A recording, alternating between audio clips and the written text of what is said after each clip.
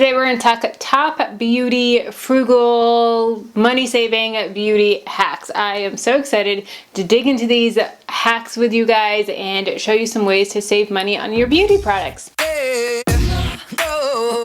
Hey friends, welcome to Freedom in a Budget. I'm Kelly, and today we're going to dig into some of my not so secret beauty hacks and just things that I do to make sure that my makeup is lasting me longer, make sure that my makeup is staying all day, make sure that my skin is feeling hydrated and well, and just some of my top tips on how to look beautiful on a budget, I guess is the best way to say it. And I do want to say that I do have a blog post on this as well, so I will have that link down below for you guys that goes into a little bit more detail on each of the topics.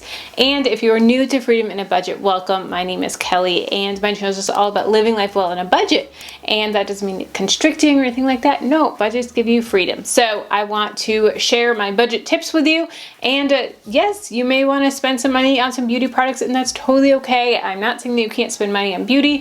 I'm all about spending money on things that mean a lot to you and then cutting back on those things that don't. So if you want to splurge and get really, really high quality, awesome products, go for it. Just make sure it's in your budget. Make sure that you are paying cash for it or not going into debt for it. That's all I ask. All right, so first tip is water. Hot water is really great when you are running out of mascara. So rather than going and buying a whole new tube of mascara, put it under some hot water, the whole tube, and then that way it'll help loosen up the ends, and it'll help, not loosen up the ends, loosen up the product and get it out, and you can get a lot more uses out of it. So just run some under some hot water, dry it off, and then go ahead and go to town, and it'll be a lot less clumpy and just stretch the product a lot further. And then going along with that is save your wands. This may sound kind of weird, but actually the mascara, your favorite mascara, it's not necessarily the mascara that the reason why it's your favorite.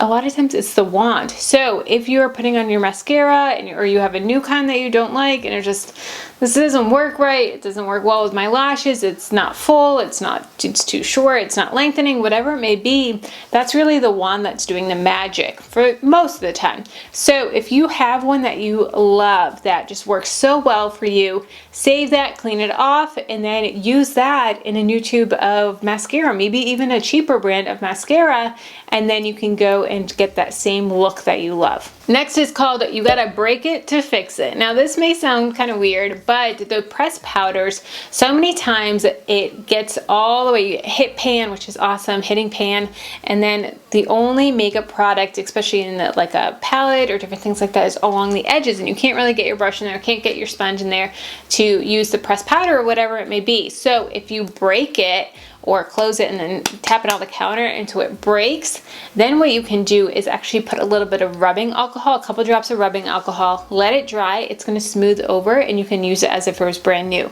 So sometimes you got to break it to be able to use it. Next is setting spray. Setting spray, oh my gosh. Actually, my dear friend Sarah, Budget Girl, actually taught me about setting spray when we were at a conference, the first time we ever met, and it is a game changer. It is just a little spray that you do right before you're ready to go out for the day or film like me or whatever you're doing, and that's just going to help set everything. And it's very, very inexpensive. I buy the e.l.f. brand or the NYX, and it's under $5 for the setting spray. It's amazing. I'll have mine linked down below in my Amazon in the description box for my Amazon store, but it is amazing how well it just sets everything. I live in South Florida where it's very humid, very just, it's just sticky and everything, and used to be by the end of the day my makeup was just gone. Now I use setting spray and it looks just as good at the end of the day as when I just walked out the door. Next is oil it up, baby. So one of my dear friends, Ellen, she is half Japanese, and I swear her skin looks photoshopped. I look at her all the time and I'm just like, girl, your skin, it's just so beautiful. Like even up close, it just looks photoshopped. It looks amazing. And I ask her what her secret is. She says oil. With that culture, they are all about just oiling up, moisture, hydrating, getting your water and all of that. It just is amazing what your skin does with oil. And I was really afraid to do it because I still get adult acne.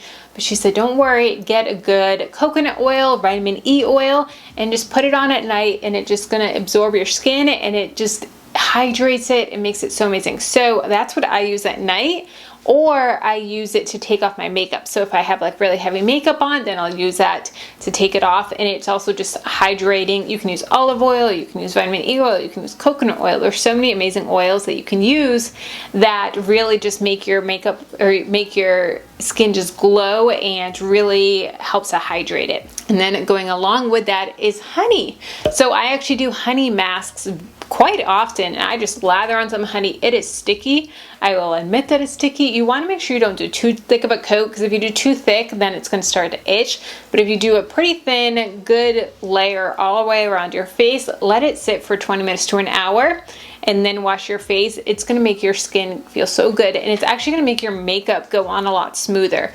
I do it right before I take a shower and do some other stuff around the house or whatever I have to do, and then I'll just wash my face as normal in the shower. I actually did it today because this afternoon I have a photo shoot.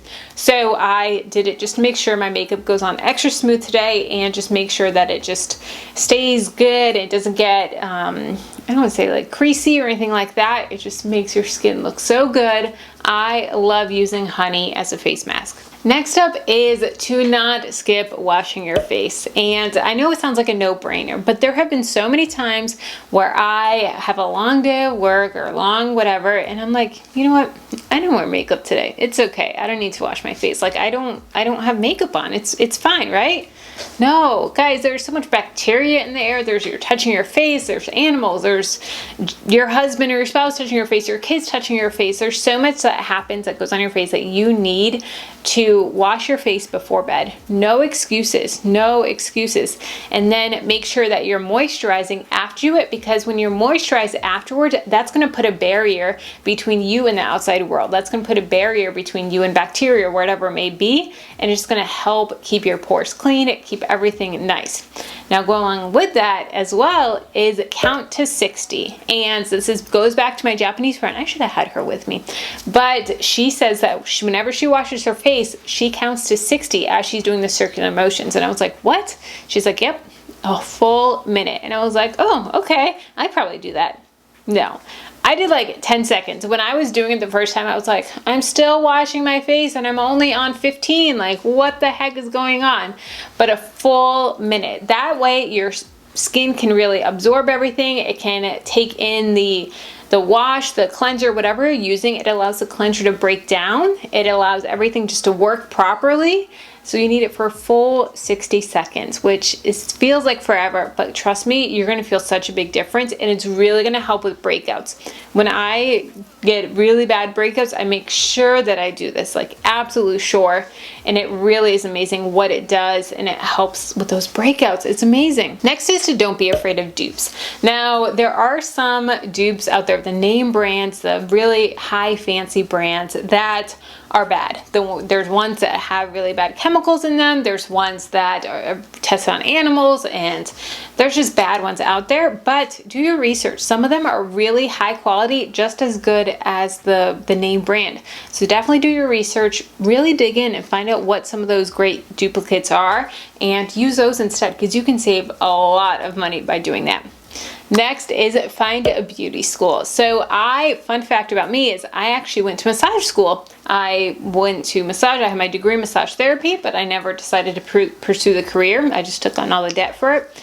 And we used to have people from the public come in for massages, and we had to do 50 bodies, 50 massages before we could graduate to make sure that we're practicing and all of that. So same as with beauty schools, with hair schools, with cosmetology, with getting facials, getting pedicures, all that stuff, they have to learn. They have to do it testing on bodies. So you can get that stuff done for a fraction of the cost of getting your hair cut or whatever it may be, or dyed or facials or anything. And they always have the teachers there on hand as well in case something happens, in case they need help, in case they have questions or anything like that. So don't be afraid that just because it's a student doing it that you're going to get a bad haircut. No, they have the people there to help them out if they need it. Next, it's to drink your water. Guys, this is the easiest one, but it's the one that sucks. Come on, let's be real. Drinking water is not easy. Drinking like all the water that you need to, half your body weight in ounces, it can be a struggle. I know that I struggle with it on keto as well, but when you are staying hydrated, it really reflects in your skin. It really gives you that beauty, that glowing look. It really helps with acne, it helps with wrinkles, it helps with everything. Just staying hydrated is such a great way.